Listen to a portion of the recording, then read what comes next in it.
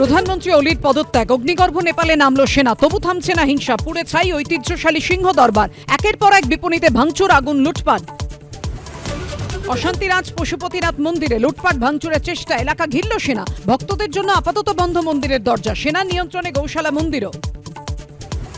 জলেশ্বরে jail ভেঙে উধাও 900 কয়েদি, বাঁকে জেলখানাতেও সংঘর্ষ, পুলিশের গুলিতে নিহত 5 বন্দী, পলাতক 200-র বেশি বন্দী, অস্ত্র ফেরাতে আবেদন সেনার।